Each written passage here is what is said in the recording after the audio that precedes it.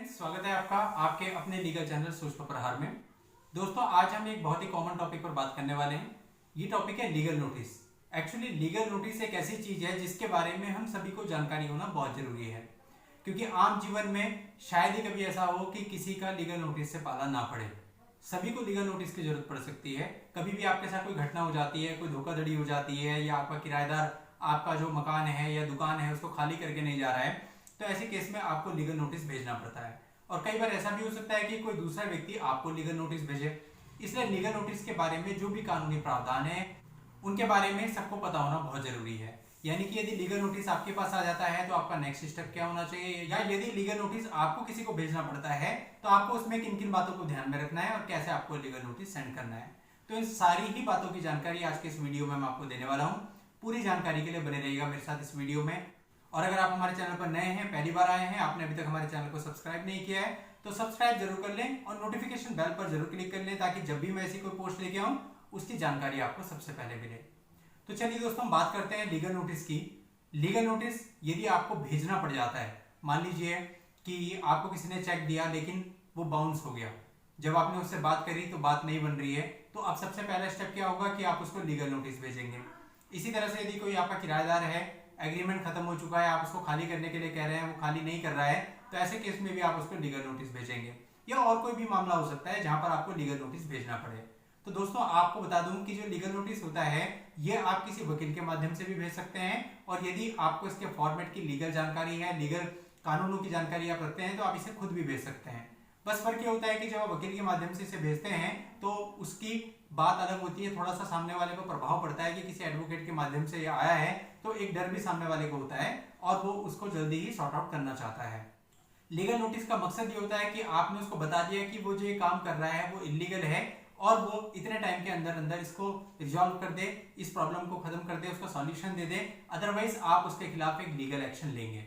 और कई बार कोर्ट भी ऐसी होती है कि वो डायरेक्ट कार्रवाई नहीं करती, वो देखती है कि क्या आपने उसको लीगल नोटिस भेजा था या नहीं, उसको समय दिया था सॉल्व करने के लिए या नहीं दिया था। तो ऐसे केस में भी जो लीगल नोटिस होता है वो बहुत जरूरी हो जाता है।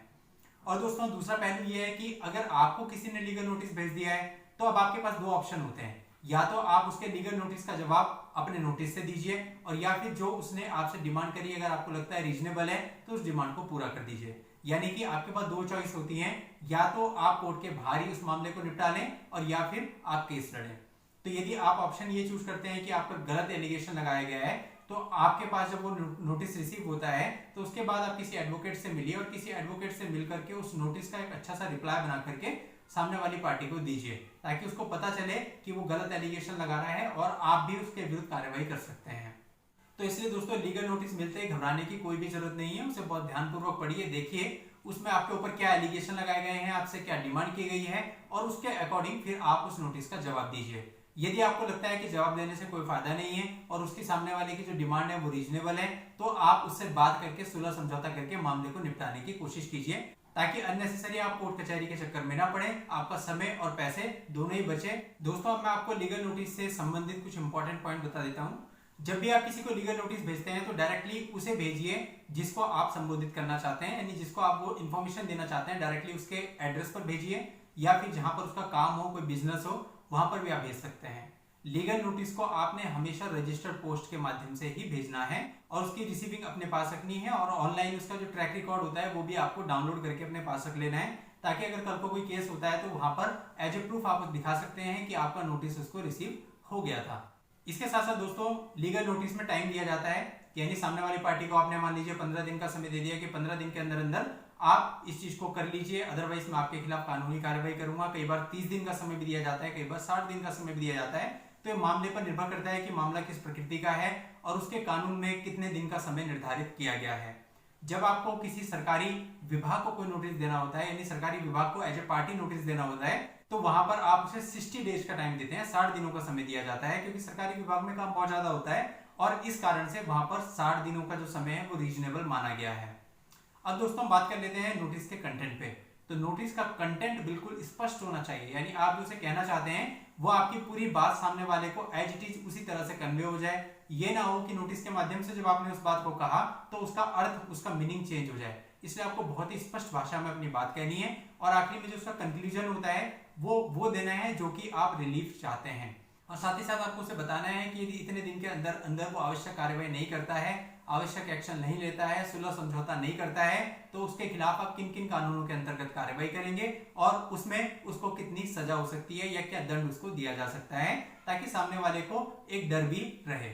दोस्तों, जब भी आप कोई नोटिस भेजते हैं तो उसकी एक कॉपी आपको अपने पास जरूर रखनी है। यदि आप वकील के माध्यम से कोई नोटिस भिजवाते हैं तो वकील साहब भी अपने ऑफिस में उसकी एक कॉपी जरूर रखते हैं और आपको अपने पास भी उस नोटिस की एक कॉपी जरूर रखनी है, क्योंकि हो सकता है सामने वाला आपके नोटिस के बाद आपको वापस नोटिस भेज दे और कोई भी आपको रिलीफ ना मिले और उस केस में आपको कोर्ट में केस फाइल करना पड़े, तो उस नोटिस की कॉपी आपको वहां पर चाहिए होगी। इसलिए उस नोटिस की एक कॉपी आपके पास हमेशा सुरक्षित रहनी चाहिए। तो दोस्तों, लीगल नोटिस जो होता है ये हर किसी के जीवन में कभी ना कभी सामने आता ही है, या तो उसको किसी को देना पड़ता है या फिर उसको रिसीव होता है। इसलिए लीगल नोटिस के बारे में जितनी भी मैंने आपको बातें बताई हैं, ये सारी बातें आपको हमेशा पता होनी चाहिए, ताकि लीगल नोटिस आने पर आप एकदम से घबराए ना, और अगर आपके साथ कुछ गलत हो जाता है तो आपको पता हो कि किस तरह से आपको सामने वाले को लीगल नोटिस देना है।